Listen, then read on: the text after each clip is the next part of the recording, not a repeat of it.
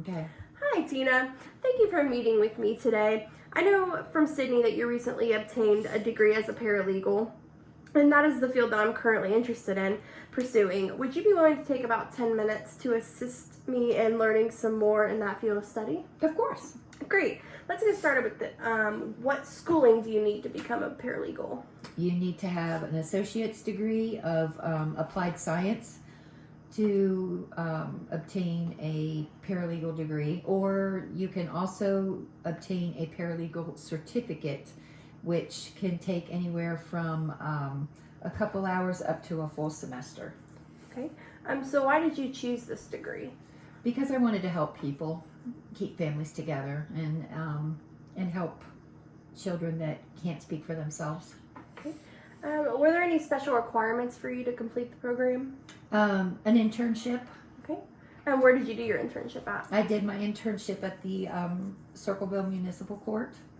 How long did your school require you to maintain the internship? I was required to give 100 hours, and the courthouse let me pretty much work my own hours, however many days a week or however many hours a day that I wanted to.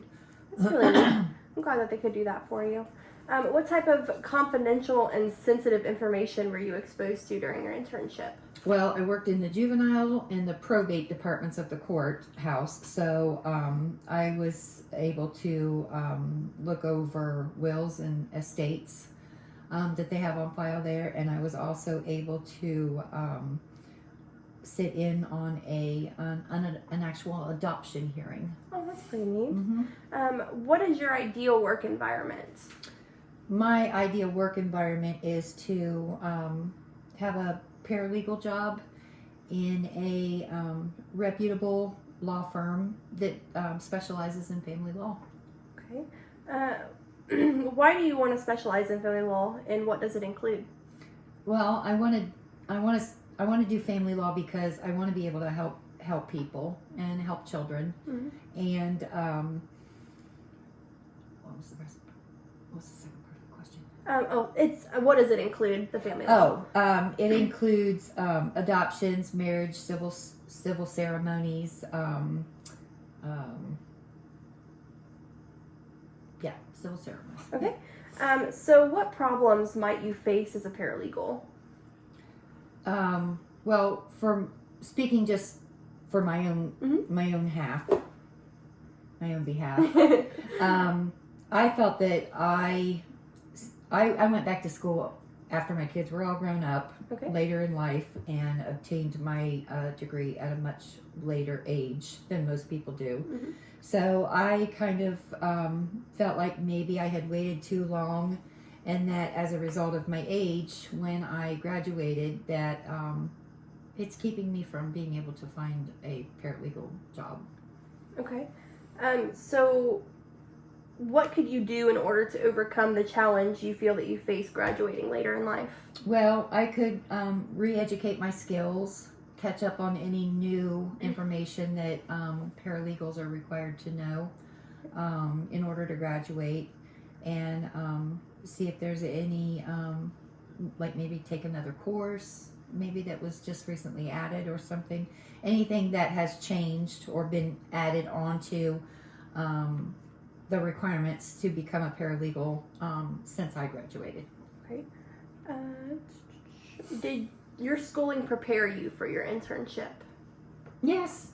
I believe they did. I mean, since I learned as much as I did, I was able to, and I sat in on some actual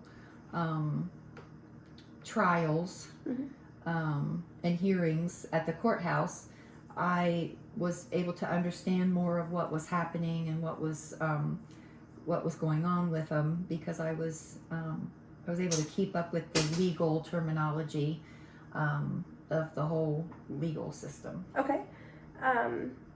So can you provide an example of a complex legal issue that you had to analyze or solve while in school or during your internship? Well, one of my courses, we had set up a mock trial. The professor divided the class in two. Half of us was the prosecution, the other half was the defense, and she created a whole a legal scenario from the point that the crime was committed to all the way up to the end of the trial, whether they were found guilty or not guilty. And we had to stand up in front of the class, and we had to convince the professor who acted as the judge. We had to convince the professor as to why we thought that this person was either guilty of the crime, Mhm. or if we found them not guilty. And we had to, like, from beginning to end, like a whole actual system. And then she graded us at the end of how convincing we were, to speak for the